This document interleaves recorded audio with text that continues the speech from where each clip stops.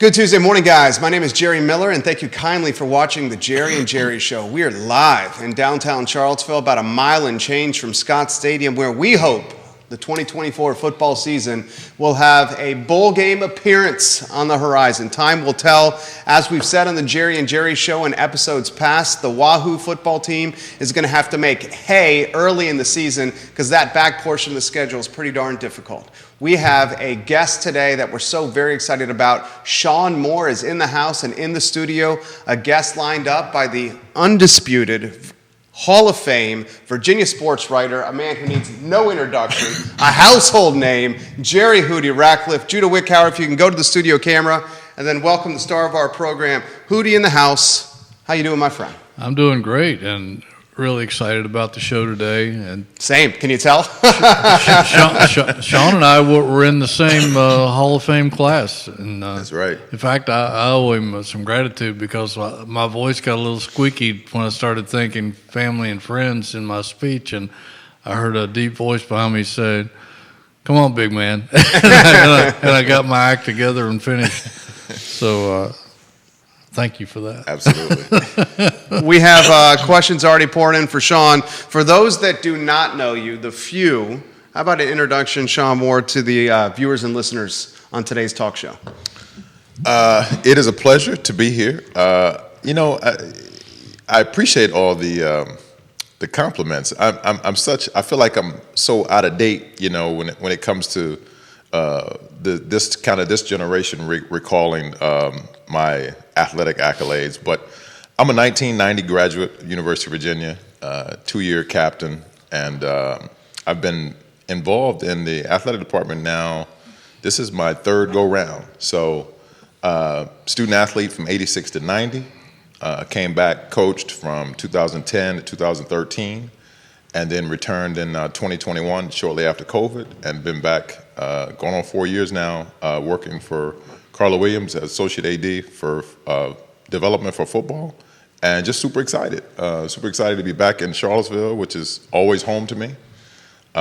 Lived here 3 times, and super excited about the third time. Well, let me add a couple other things please. that he's too modest. He left out. Number 12's jersey is retired. That's at right. UVA. He was a 3-year starter starting around 87 or 88, somewhere in there. He was the ACC Player of the Year in 1990, All-American. When he left the program, he held 40-some records, either UVA, ACC, or NCAA. He still holds the record for some of those, including being responsible for 83 touchdowns, which is still a record, school record. He finished 4th in the Heisman Trophy voting that year, and I thought he probably should have finished higher. Of course, he and Herman split that vote. Herman I was going to say that. 6th, I think. He took some of my votes. Something like that. And at that time, that was the highest finished of any ACC player in the Heisman Trophy race. So lots of other things. 6,629 passing yards for his career, 55 touchdowns passing, 1,268 yards rushing, 28 rushing touchdowns. The man could do it all. And one thing we should highlight, I first arrived to grounds as a first year in 2000, so I was smack dab in the Matty Schaub era right there. But why I'm going to go on the record and say Shawn Moore was the top gunslinger and Wahoo Nation was the team success. You should highlight that because with the position, team success is key when it comes to quarterback play, Hootie. Yeah, well, he was a quarterback that led him to UVA's only 10-win season in history in 1989. The following year, 1990. We can follow you around all day, Shawn, if you want us to. in 1990, when he was, and that 89 team was ACC champions. Duke claims some of that, but we know what the real story is. You guys kicked their ass. Head to head. And 1990, he led Virginia to the #1 ranking in the nation and to a Sugar Bowl bid. And One of my favorite memories Unbelievable. Dad went to UVA, brother went to UVA, I went to UVA, would love it. The boys went to UVA. My favorite, I'd say right there with the national championship with basketball, number one in the rankings. That is something I will never forget, especially as an impressionable, young teen. I want to throw this to you here. We'll get out of your way. When you hear these accolades and this kind of statistical and team dominance with you at the helm, what's it mean to you? So, I said this in my Virginia Sports Hall of Fame speech. It's really for me. It was about the players that I played with. There were a lot of great players on those teams. Starting in '89, it was an experienced team. Ray Savage was captain with myself and Jeff Lagerman. So we had some. You talk about a lot of guys who played in the NFL. Like, I talk about this all the time when I talk to people about those past teams.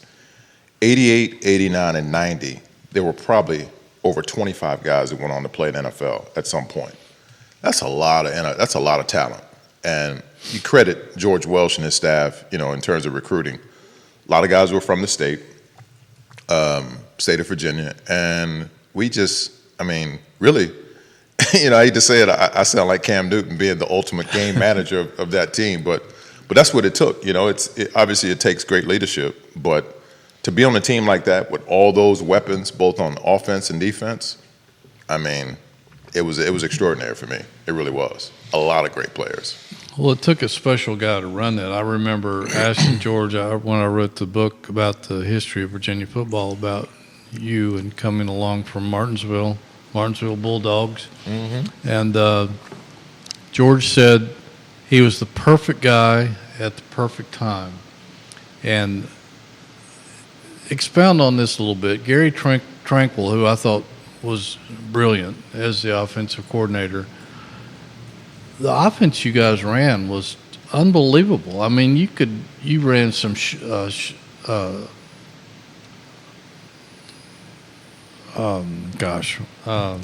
personnel, four wides. Yeah. You could run the wishbone. you could run the pistol. You could run it. You could throw. You could do everything. So one of the things that I've always credited Gary Tranquil for a lot of the success of those teams and myself, because you said it, one of the most brilliant minds in terms of offense. Gary Tranquil was the head coach at Naval Academy. Mm-hmm. In 1987, 88, 1986 and 85 and 86. When he came to Virginia in 87, it's just a guy who had to humble himself, come in as a head coach from Naval Academy, came here as the offensive coordinator under Coach Welsh, and basically everyone just he changed the whole concept of the offense. We could go what they call 23 personnel now, where you line up with 3 tight ends and 2 backs in the backfield, and myself, and just pound you. Or he could go 4 wides, which at that time wasn't done a lot. University of Houston was doing what they called, the run and shoot. Mm-hmm. We could line up in 4 wides and do that. We could line up in 21 personnel, just standard tight end, 2 backs. It was, the guy's mind was brilliant in terms of what he brought to this offense. And to utilize weapons like Herman Moore and Terry Kirby and Nicky Fisher and even guys like Terry Tomlin and Derek Dooley, everyone had a hand in that success. And Tranquil's, the way he would game plan each week to prepare for other teams was amazing. We didn't really change our philosophy. We would add, like what you see today in the NFL, a lot of movement and motions and flops for the tight end switching sides, so you couldn't base the strength on your offense. It was incredible.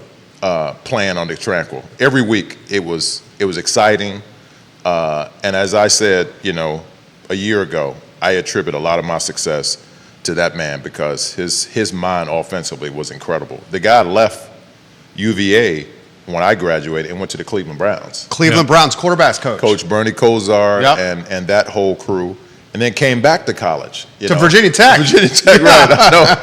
I had to hear that a couple weeks ago. He came back to Virginia Tech and, coached one of my home guys, Maurice DeShazo. So, And then back to UVA for a round 2? Yep, sure did. Yeah. I mean, he's one of my favorite people, one of the best coaches I've ever played for. And like I said, a lot of my success is attributed to him. And the guy that lured him to Cleveland was Bill Belichick. Bill Belichick. Who was the Man. head coach. And I think A young generation, they don't know anything about all this change back then. It was crazy. Al Groh was on the staff. Yeah. I think Nick Saban might have been on that staff. Yep. Can we make this call, and this is a question for you, Hootie, and for you, Shawn. Can we make the call that during your time, it was the peak of performance for Virginia football in the history of Virginia football? I mean, I think we could say safely 2019 with basketball, with the national championship, was the peak of the basketball program, at least so far. Was your era the peak of football? I'll give you a quick. So, 86, my first year, and coincidentally, we're celebrating the first ACC championship team October 5th when we play Boston College for homecoming. So there's a lot of guys coming back. Guys have been hitting me up left and right. They're coming back, guys from that team. But the 86 team was my first year, and I would say more than 90% of my class played. Well, 90% of my class was redshirted, but in 87, all of us played. Everyone in that class played, contributed in some fashion. 86, we were 3-8. 87, we were 8-4, and we went to the All-American Bowl, beat BYU in a bowl game. That's when it changed. And then 88, 89, and 90, I started and was surrounded by all my teammates that came in with me. So by the time we got to 1990, there were like 15 fifth-year seniors. So we had a super experienced team. But 87 was a bowl. 88, we missed the bowl. We didn't go to a bowl in 88, and we were at 7-4. We had a really good team at the end of the year.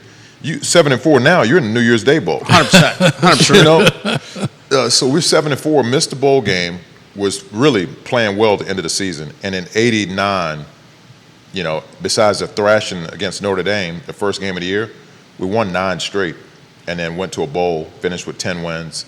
And then 90 team obviously was you know, monumental because we started the season 7-0, number 1 in the country. So it's safe to say that there was some really good teams back then. From 87 on, I mean, you're talking about, you know, expected to play in a bowl, expected to compete for a championship every year. You want to hit that? That 89 team, still unbelievable. And one of my favorite games that I've ever covered at Virginia was, well, I went up to the Meadowlands with you guys, and Notre Dame was defending national champions. Right. In fact, that's the last time they won the national championship. And they almost repeated, but you guys got beat. But then the next game, you had to go to Penn State. Penn State, and they were ranked top 10. And you guys upset Penn State there in Nittany Stadium. Yeah. And you threw 2 touchdowns in a 14-6 win. You guys led 14-0 at halftime, and you had a spectacular day yourself. You let's see, I wrote it down here somewhere. Defense played well that day too. It's funny how I can remember things about certain games, but defensively, like that was a hard-fought defensive game, and I think we opened early. That was like when basically you would call it like kind of a week 0 game because it was a Meadowland Classic.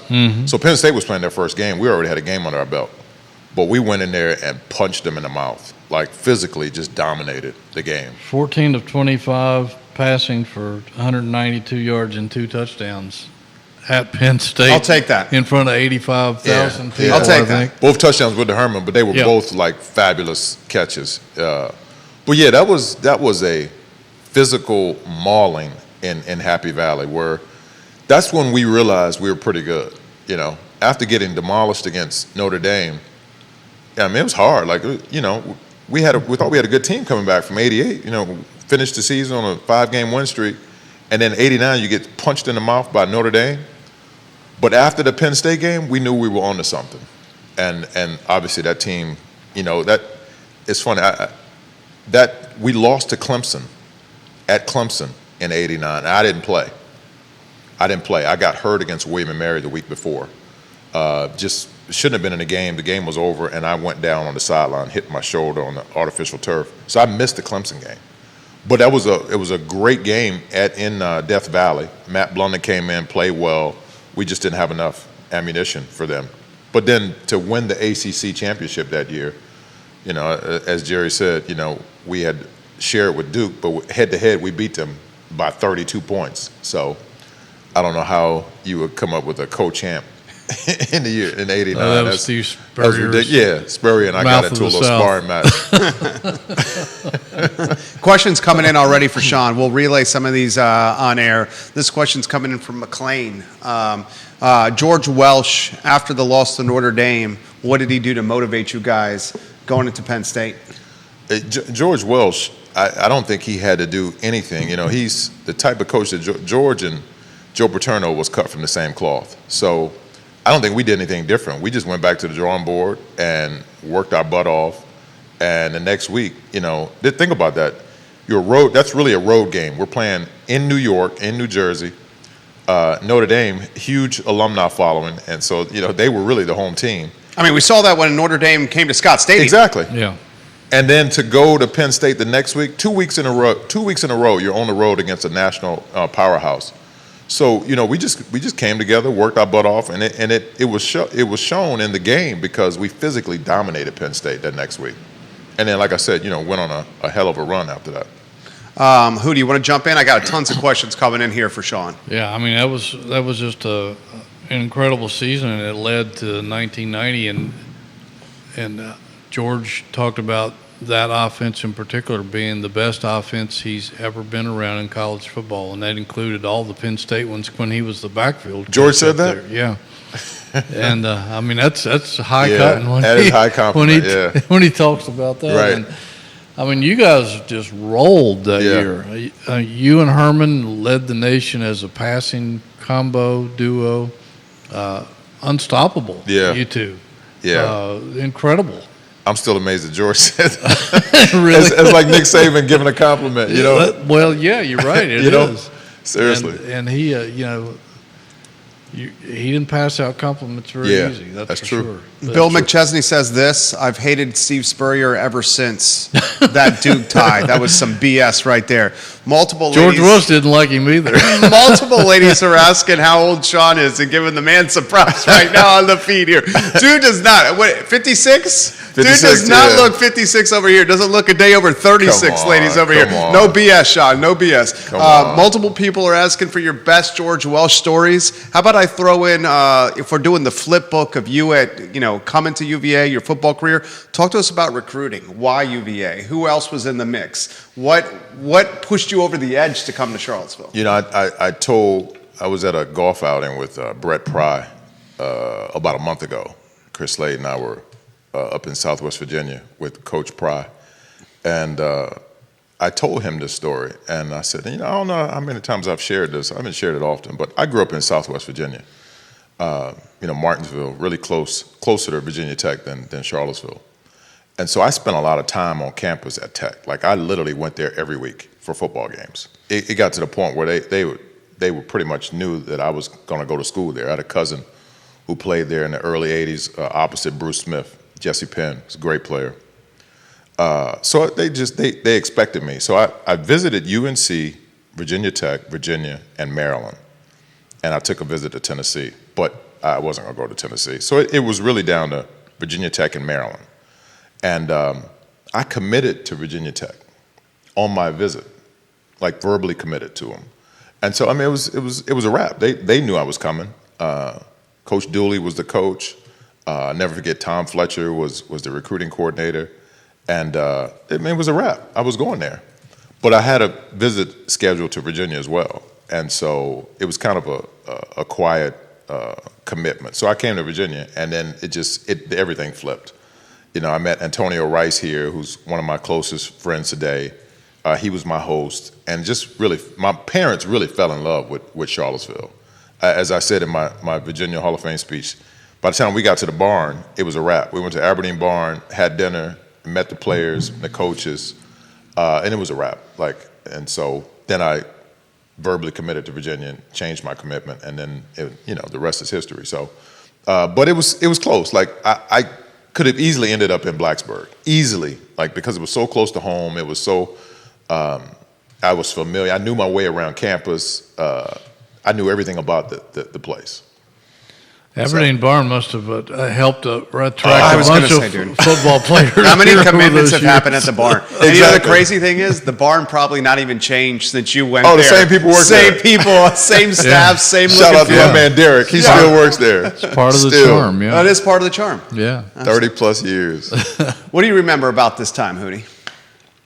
I remember I didn't know that he had committed to Virginia Tech at the time, but all eyes in Charlottesville were on Shawn Moore because we knew how much Virginia wanted him. Danny Wilmer talked about him all the time, and That's my guy. a friend of mine that worked for me at one time, Dave Scarangella, was the sports editor at the Martinsville paper, and so I was talking to him a lot about Shawn, and everybody in the state of Virginia was excited about him because they knew the potential he had. I mean, nobody ever expected him to lead Virginia to ACC championships and number one, but everybody knew that he was going to be a really, really good quarterback. And I remember when you first came in, I guess, against Georgia, right? Ooh, good memory, Jerry. Good God. Down between the hedges. I was at that game. 1987. And I remember him coming in. I'm saying, okay, here we go. I don't understand. I will never understand Coach Welch's philosophy because Scott Seacuse when I first got here, Don Mikowski was the quarterback. And Donnie and I were good friends. We roomed together on the road. And then when Donnie graduated, Seacuse inherited the position, 1987. First game at Georgia, and they told me, they say, you're going to play. And I'm like, Georgia was still, they were still Georgia. Yeah. We go down between the hedges, and we're up 14-0. Seeks is 2 touchdown pass. He's on fire.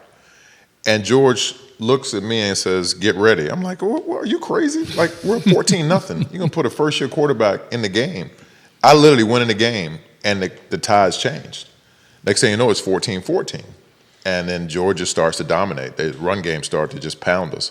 And then I went back in the fourth quarter and led a touchdown drive. And I think we lost by 10. But the fact that he put me in the thick of it, 14-0 lead, and he just put me in just to get some experience. Like, I thought it was wild. Like, you wouldn't see that today.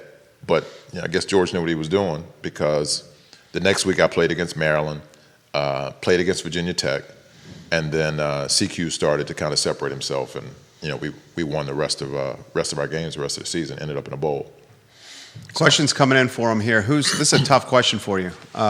Best football player you've played with at the University of Virginia, and I'll add a second part to that. Best football player you played against in college football. 2-part question. Ooh, best player I've played with at Virginia. Rest in peace, my man, Darrell Hammond. Darrell and I came in together. Darrell was a junior college transfer from Ferrum College.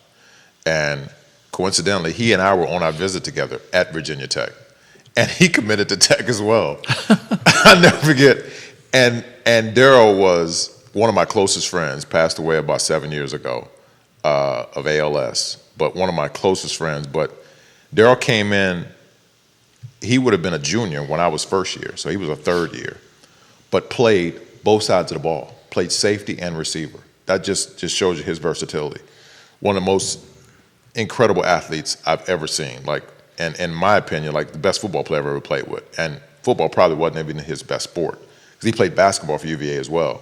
So he would play basketball in training camp. Dude was unbelievable. Scratch golfer, by far, best football player, best athlete I've ever come across. Best player I ever played against. It's funny, I'm going to give kudos to this guy because he didn't necessarily have the greatest NFL career. He played in NFL, but in college, he was just a nuisance for me. A strong safety for NC State, Jesse Campbell. Jesse Campbell was a monster. He was all-conference player, player of the year in the ACC back then, and was just a really good football player. And by far, like he was a nag. Like he was all. When we played them, he just destroyed me every time, and I couldn't get away from him. But one of the best players by far. Didn't have the greatest NFL career, but was a fabulous college football player. What was the 1990 season like, Shawn? I mean, you guys, I remember we went out to Kansas to open the season, and Warren Swain, the play-by-play guy back in those days, and I flew out to Kansas earlier in the month of August and interviewed their head coach and some players, and I think they were terrified of what they thought you guys were going to be, and it was one of the hottest days in history, it seemed You like. know, it's funny you say that. Like, I remember very well preparing for that game. Not because think about it. We never went outside of the ACC to play any games. You know, furthest north we went was Maryland. The furthest west we went, you know, may have been like a Tennessee over the course of time. But to play Kansas, we didn't have a clue. And I think everyone on our team, we were scared. We were nervous. We didn't know what we were getting involved with, like playing a Kansas, because it was a Big 8 back then, right? Yeah. So we were all nervous. And the fact that it was over 110 degrees on the field, they had artificial turf, nervous as hell. But after the first quarter, we were like laughing, joking in the huddle, like, all right, let's see if we can get 50 today. And sure enough, we scored 59. We scored 59. I was done by the third quarter, and it's just like, we were like, okay, I don't know if this team is that bad or if we're just that good. And it turned out it was probably a little bit of both. Yeah. You know, they weren't very good, and we were very good. But we hung 59 on them. And then it was just one of the few games we had 50, because we had 50 several times that year. I think we put 50 on Duke. So, you know, the 90 season, for me, I've said this before, by the time we got to around October, it just, you know, we started slowly climbing up the polls. And when we got in the top 10, we were like, you know what, we really are that good. Mm-hmm. And when we reached number one, it was funny because, you know, Chris Slade, one of my closest friends, we had an off week. And someone lost, and it pushed us to one. And Slade and I were like, are you kidding me? Like, so we took advantage of our notoriety in town. Like, you know, we ate out for free. We hung out. We were rock stars. Charlottesville was on fire back then because, you know, football, they were, you know, printing shirts and hats, talking about our number one ranking. So it was a fun time to be here. But if you were a player, like myself and Chris, we took advantage of all the popularity in town. And Give us some example. Day in the life of Shawn then. well, I was in grad school, so you know I only had 3 classes. You had time. I had a lot of time. Yeah. I spent a lot of time with Gary Tranquil in the office, in football office, just kind of, you know, game planning and preparing for the week. But in my off time, it was a lot of video games, a lot of eating out, and a lot of hanging out. Like, you know, I'd pull my car up on campus and just hang out and people watch. Let's just say I was people watching. But it was a lot of that, and I enjoyed it. Like, it was a fabulous year for me. But I wouldn't trade it in for anything. Like, that's, you know, people ask me a lot. You know, I graduated after the '89 season in the fall of '90, in the spring of '90, and I came back for my 5th year. And there were you know, conversations about whether or not I would come back because I had opportunities to go play professionally. And I actually even talked to representatives about representing me, which probably is illegal. But I was having a great time in Charlottesville, and I was like, why would I go play pro ball? And I'm enjoying this. Is like the best time of my life. So it was no question like whether or not I was coming back. I don't think the coaches even questioned. They were like, of course he's coming back for a 5th year. So. But the '90 season was absolutely incredible. Great time to be in Charlottesville. It was madness here every weekend. Well, even leading up to the games, I've never seen Charlottesville quite like that. Yeah. And I remember UVA would, if it was a home game on Friday nights, you guys were locked away in a hotel somewhere, but they would host a big party for all the visiting media and the TV people that were coming in to televise the game. They were getting national media coming in here every weekend. They were the Cinderella story of the nation.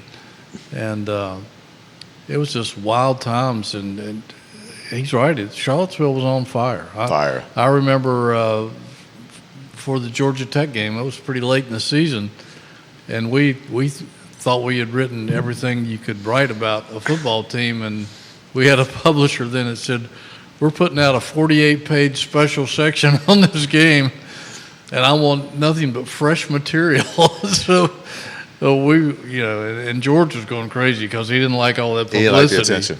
And I got another story for you. So we named that paper the Thrilla in Charlottesville.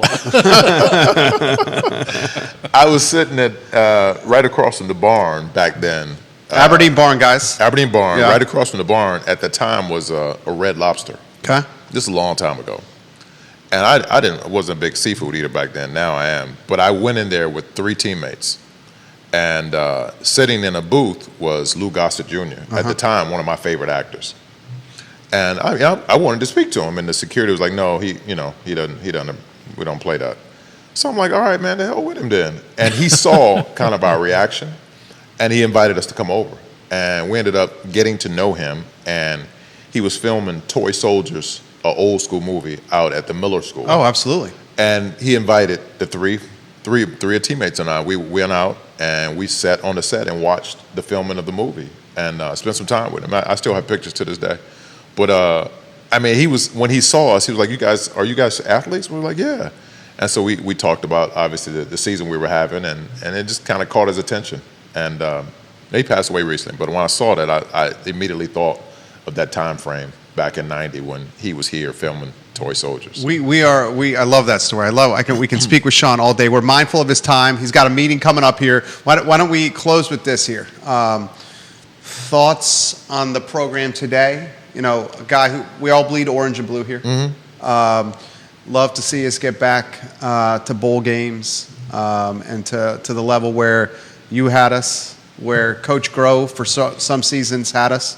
Open-ended question for you. Program today, what you think about 2024, what's on the horizon? So I'm excited.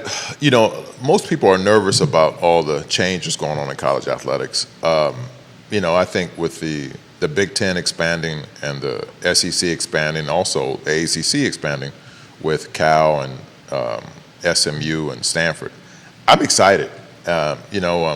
I think the schedule is interesting. Most people expect there's some thought that we could have some early success, and then the back half of the schedule is harder. But if you just think about historically, like last year, there were some hard games.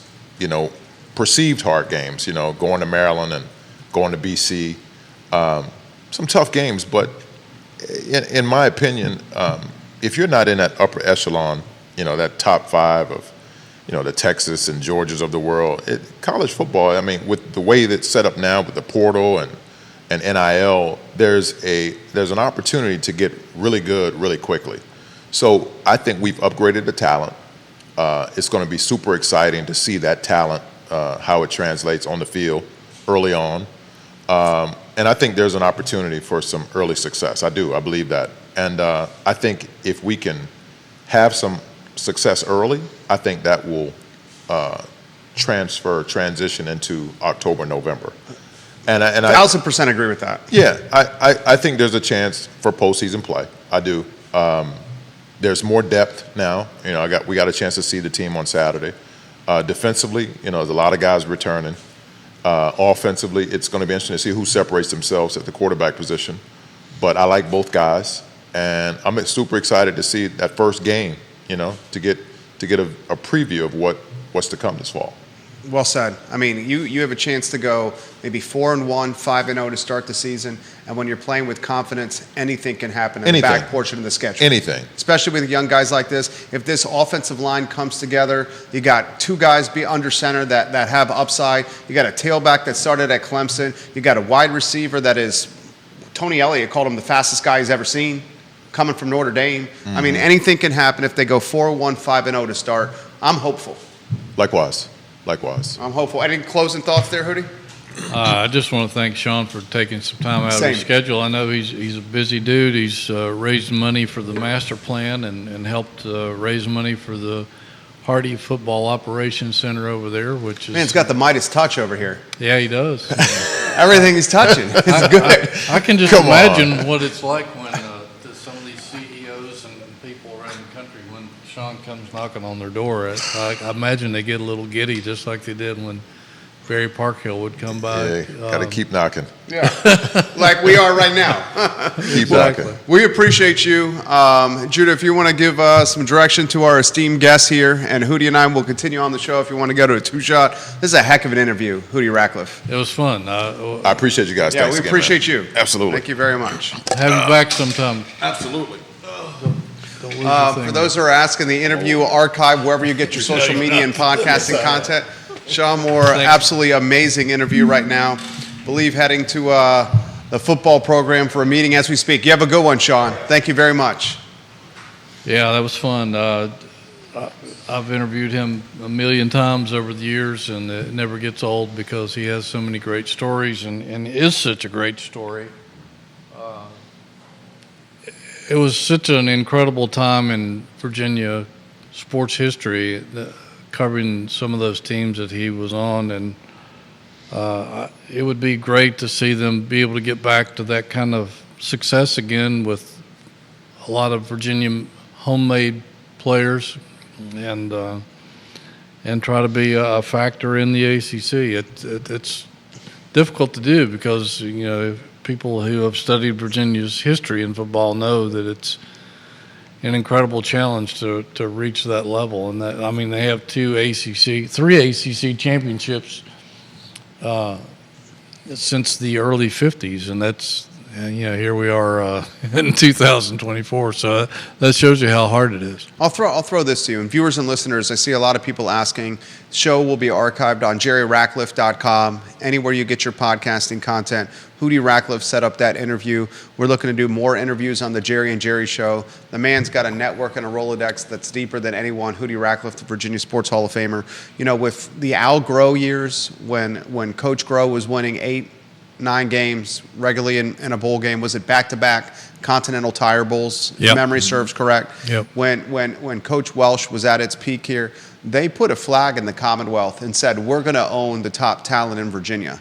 Coach London tried to do that. He had some success with recruiting. We would have liked to see the performance on the field a little bit differently. Coach London having success at William & Mary. Put that question to you. Owning the Commonwealth's talent when it comes to Coach Elliott and this program moving forward and the impact or influence that could have. Well, there's usually plenty of talent in the state, and the difficulty not only for Virginia but for Virginia Tech is to keep it in state, because they get rated by a lot of other ACC schools and now a lot of national schools. You see Michigan, Ohio State, Notre Dame, Penn State. A lot of those schools will come in here and try to take some of the top talent, and have been very successful in doing so. But I remember Frank Beamer telling me one time, and said this several times. He said there's enough talent in this state to go around for two. At that time, there was only two FBS teams in the state, Tech and UVA. Now there's several. Now you got JMU and Liberty competing for this talent. Yeah, and ODU. But there is enough to go around, and they, if Tech and UVA can find a way to keep the majority of that talent in the state, it's going to show up in the record as we go. We got a fan trying to come in here to see Shawn Moore live during the talk show right now. Our director just sprinted out of the studio. That's like Ralph Sampson. He draws a crowd everywhere he goes. He was absolutely fantastic. The impact of having alumni around the program. Your thoughts on that? It's huge, and I know that Shawn is engaged in trying to get a lot of those football alumni re-engaged with the football program.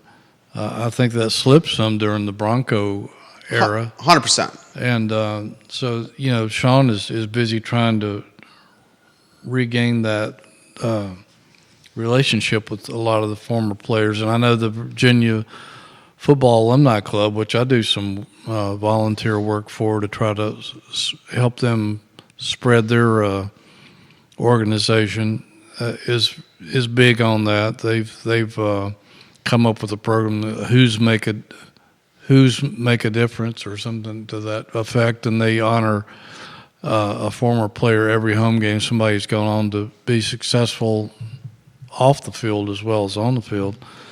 And it's a big deal. And you heard Shawn mention that they're going to celebrate their first ACC championship sometime in October. October of this year. And he said a boatload of alumni, I mean, the big-time alumni coming back. Yeah, and that's big because there were a lot of really great players on that team particularly. So it's huge.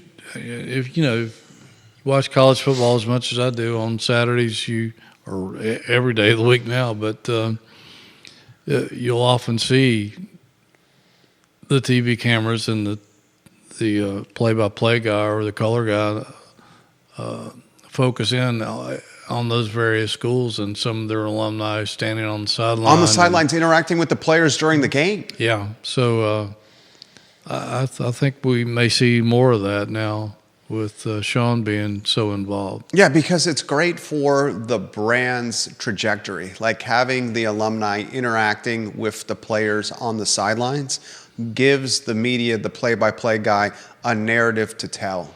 Oh, Shawn Moore was here. At one time, Virginia football was #1 in the nation. All-American, all-ACC performer, throwing the ball to Herman Moore, who played in the National Football League with the Detroit Lions. Terry Kirby, as a jack-of-all-trades tailback, could run it, could catch it, could do everything out of the backfield. And when you're able to tell that narrative on national television, it's just good for impressionable teenagers and players that are watching.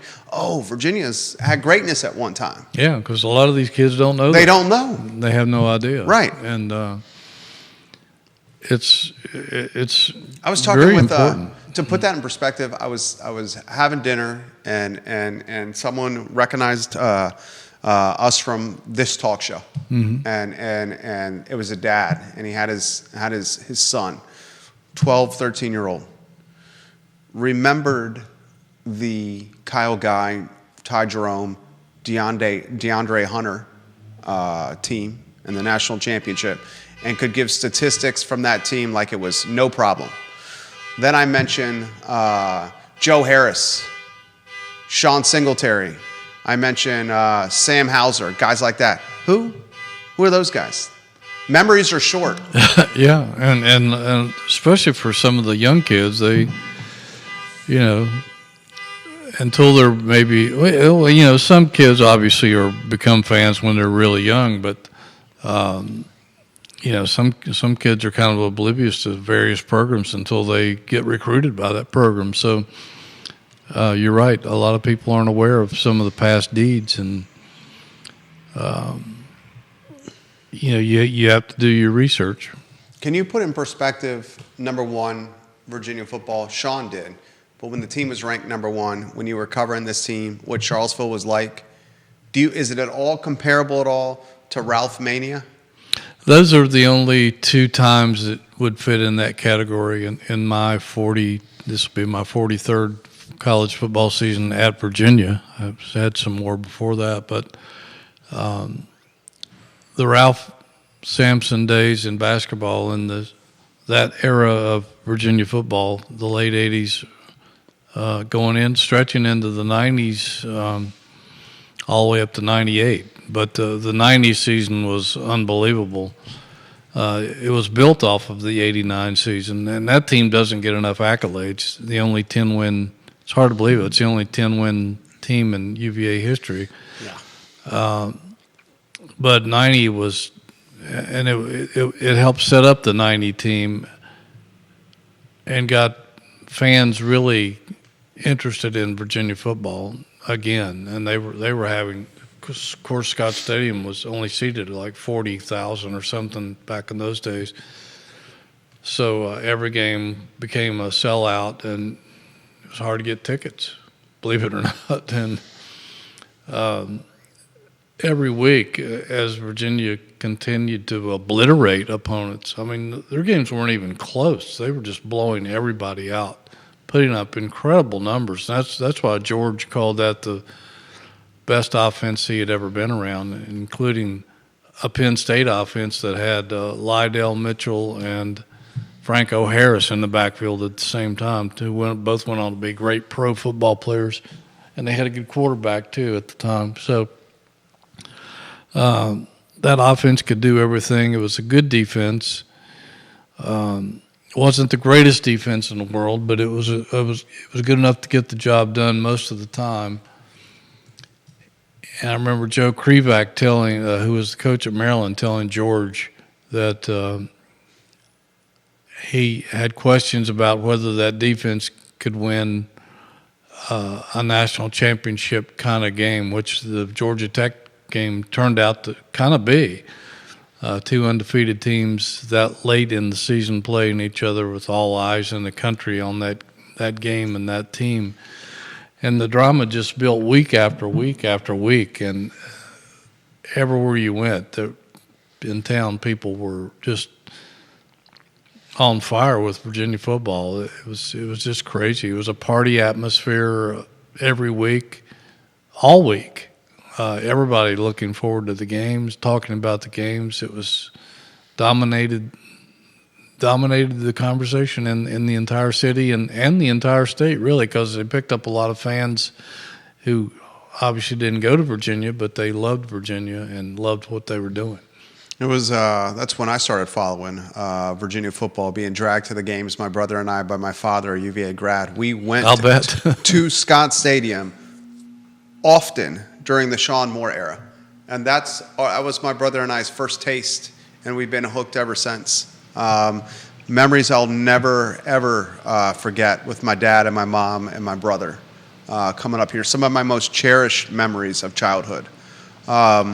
This football team, to get back to that, it's a long way to go. How do we do it? Wow, I don't know. I think they're making all the right moves by the new facility, the new Hardy Football Operations Center, which is huge, because at that time for those guys, the McHugh Center was new and state-of-the-art and kind of a draw. Helped them attract some of the better players in the state. Prior to some of Georgia's success here, when George first came here, they couldn't even get some of the better players in the state to even agree to come for a visit. So they had a lot of work to do to convince players they could come here and win. The McHugh Center helped. Winning helped. George Welsh obviously was a Hall of Fame coach and pulled off what I think may be one of the best coaching jobs in the history of college football, the way he reversed fortune of the program here. Virginia was the laughing stock of college football. Back in those days, they had a national thing, you know about the top 10 and the AP poll and all that stuff, coaches poll. Back then, they had a thing called the bottom 10. Which this guy would put together a bottom 10 teams in the country every week, and he had a lot of funny one-liners and stuff he would point. But Virginia was in that thing all the time, and at one time had the nation's longest losing streak. So for him to do what he did and turn this program around was unbelievable. I think they're making the right moves. I don't know if they can reach that height again or not. I think it's probably harder now. It's way harder now than it used to be. Way harder now because there's so much money and with the NIL and the transfer portal. The transfer portal can help you.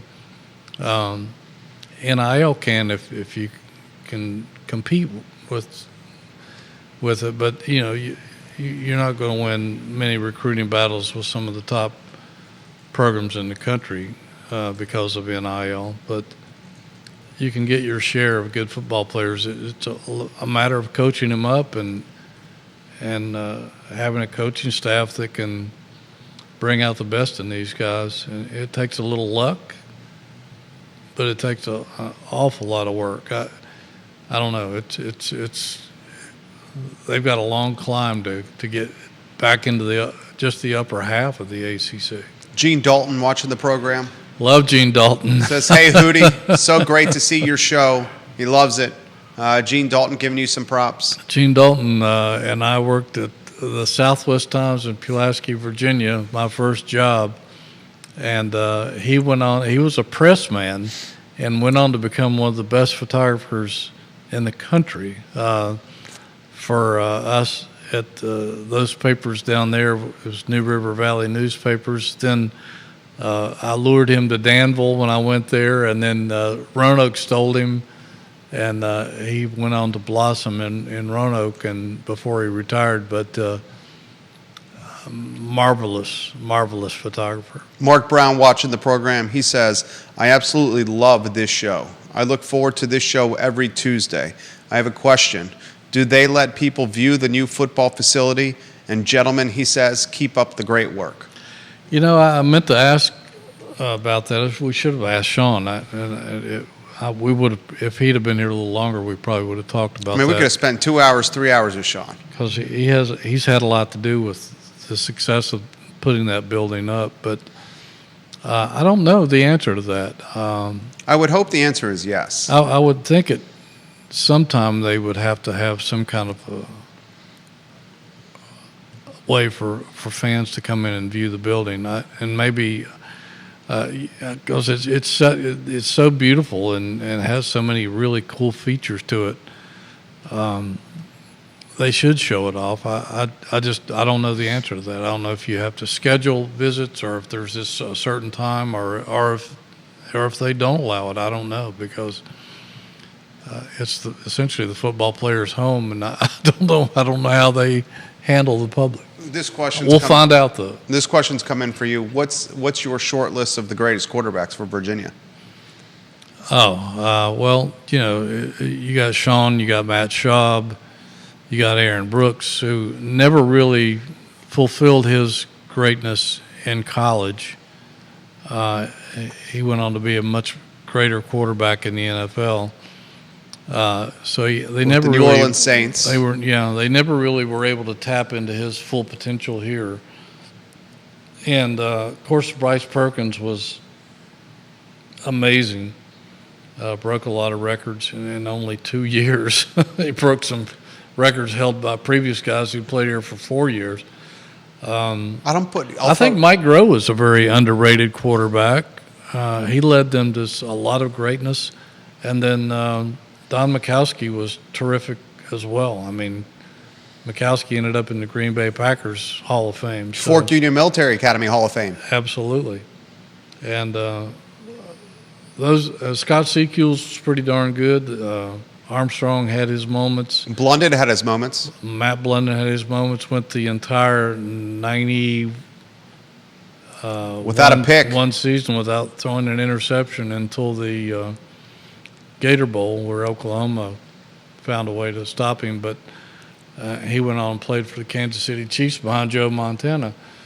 But they've produced a lot of really good quarterbacks over the years. You got to throw Biscuit Higgins in the mix? Yeah, that's right. Marcus Higgins, that dadgum number 18. We never could stop that dadgum number 18 who tormented Bobby Bowden in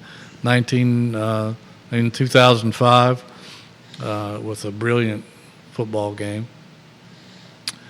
So many great quarterbacks here, and that's what they need. They need one of these guys now to elevate their game. It's hard to do without a good trigger man. 100%, and that's why I'm such a proponent and fan of Calandria. As a second year, you could build a brand or revitalize the brand and the program around him. He's got the looks, he's got the swagger, he's got the mentality, the flair. If he can limit the mistakes, which I think he can, and get some protection, you have a face of the program. Absolutely, and we may see that. Who knows? But because they need that. I mean, if you think about it, who has been the face of the program? I mean, Bryce Perkins of late, yes, the team's underachieved. Who has been the face of the program, would you say, over the last 7 years? 8 years? There really has not been one. Yeah, it was pretty much Bryce Perkins. Maybe Brendan Armstrong for a cup of coffee? A little bit. but he didn't have near the success. Who was it? Bronco? Was it Bronco? I think Bronco was the guy that said he rated quarterbacks on if they could win you championships. That's how I rate him. And there's only been a few quarterbacks here who's done that. Number 12, who just visited us, took him to an ACC championship. Mike Rowe took him to an ACC championship. And Bryce Perkins took him to the ACC championship game. To the game. And was Coastal Division champions, which is the only time they've done that. So, again, you got to have the right guy at the right time to lead a team to greatness. This football team, guys, we are a couple of weeks away. Yeah, August 31st, creeping up on us very quickly. And against Richmond here. And it's crazy to say this, a must-win ball game. Safe to say must-win ball game? Oh, yeah, you got to beat Richmond. There's no question about it. And I mean, you may be looking at must-win games in the first 3 or 4 to start. The really must-win game is the following week at Wake Forest. Yep.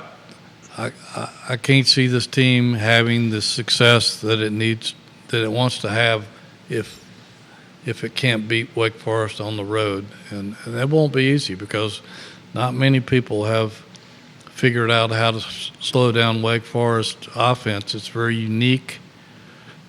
And Dave Clawson has been a mastermind of that offense. But I think Virginia has to win that game if they want to have the kind of season that they hope to have. Kenneth Knuckles reaching out to us via email with some data from the 1970s football rankings for Division I. The viewers and listeners love their football. We appreciate all the viewers and listeners chiming in. What's in the hopper on JerryRatcliffe.com. The interview was absolutely spectacular.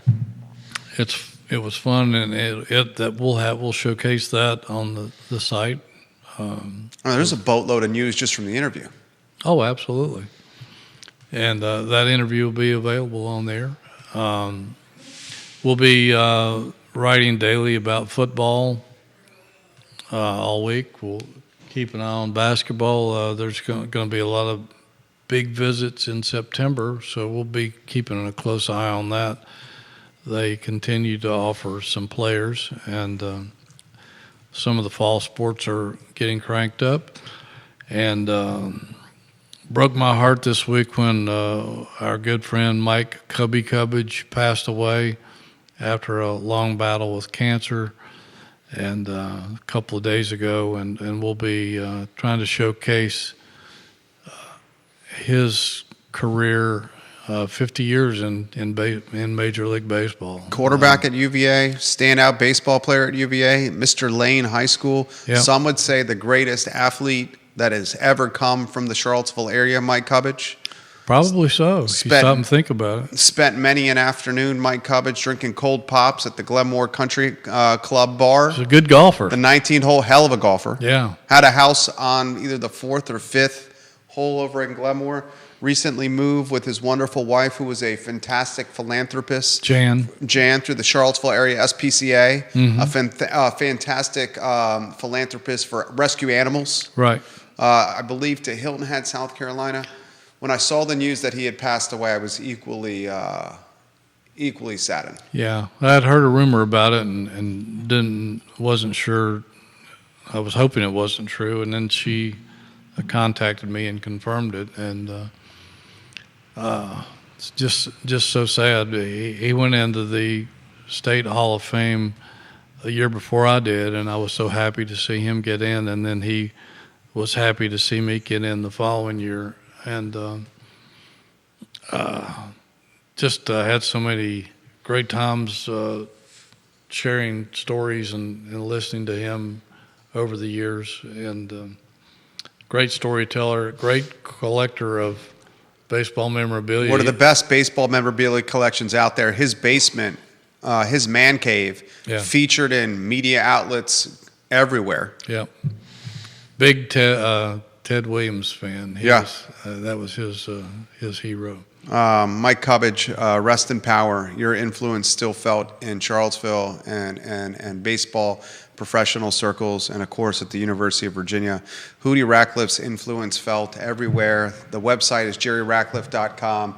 If you want to see the Shawn Moore interview, it'll be archived there. It'll be archived wherever you get your social media and podcasting content. I thought it was fantastic. I want to thank Hootie Ratcliffe for setting up this show with a guy in Shawn Moore who, when I was growing up, was a guy that I looked up to because I was watching him from the seats at Scott Stadium or on the television when Virginia was a constant on the broadcast channels. We'll have some more Virginia legends in here in the coming weeks. It was absolutely awesome. Judah Wickhauer behind the camera. Thank you to Judah Wickhauer. For Hootie Ratcliffe, the Virginia Sports Hall of Famer. For our producer, Judah Wickhauer, my name is Jerry Miller, and this, The Jerry and Jerry Show. So long, everybody.